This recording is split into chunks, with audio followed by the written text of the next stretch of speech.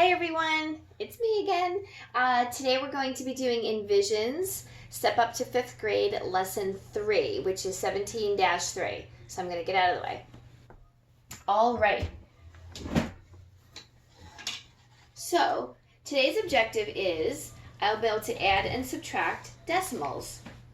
Our solve and share says Gloria rode her bike 0.75 miles. So it's 75 hundredths of a mile in the morning and 1.1 or 1 1/10 miles in the afternoon. Gloria must be in quarantine as well. How many miles did Gloria ride in all?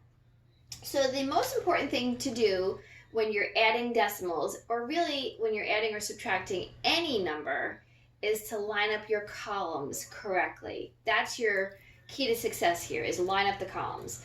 Now, honestly, it's almost easier to not make a mistake when you're lining up, when you're doing decimals, because you have the decimal point as like a little place to always remember. So you always have to make sure your decimal points are on top of each other.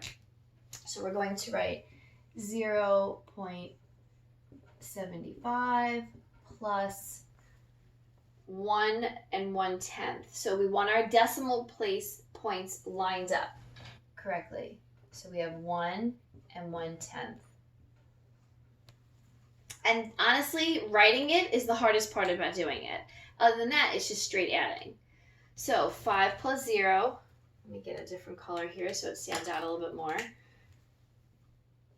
is 5.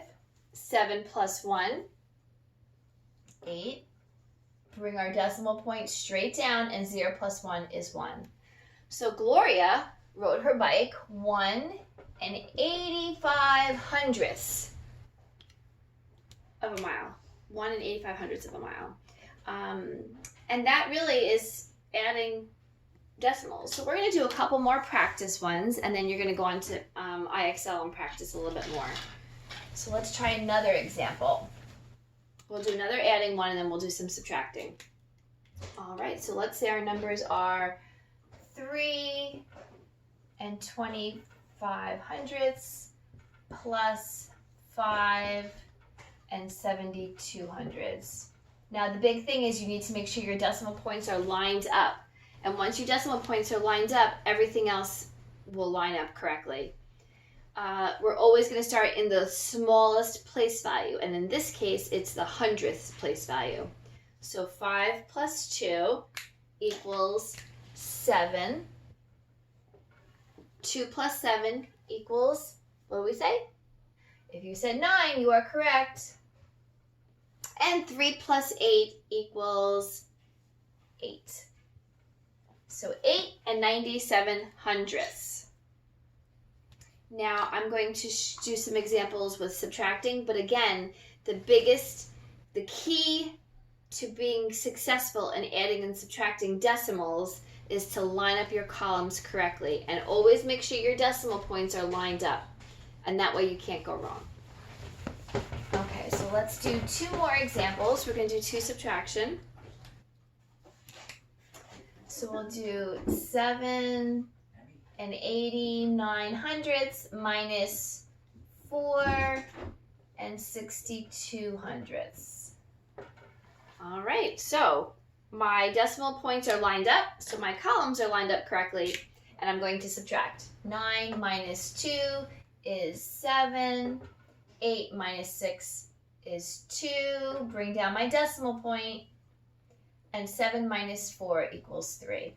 I would say a common error that kids make, besides the lining up, is not putting a decimal point in your answer. That's another common thing kids do. So the number one mistake kids make in this lesson is not lining up the columns correctly.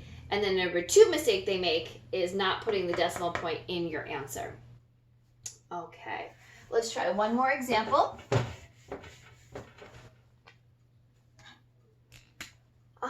Let's do 10 83 hundredths minus 6 65 hundredths. All right, now 3 minus 5, can we do that? No, if you said no, you were correct. We have to regroup. Now, there's no difference in regrouping with adding and subtracting decimals as there would be in a regular adding and subtracting problem. Same thing, same exact thing. So you go next door, cross out the 8, make it a 7. Cross out the 3, make it a 13.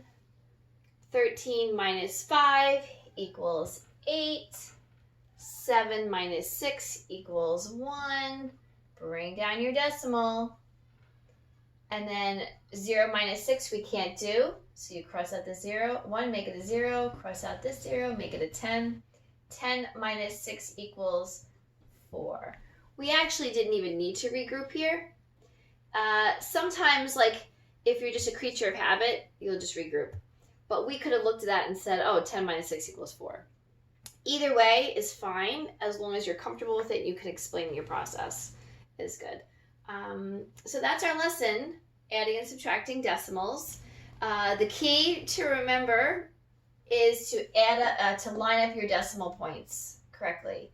And once your decimal points are lined up correctly, then your numbers will fall into place in the proper lining, the proper columns.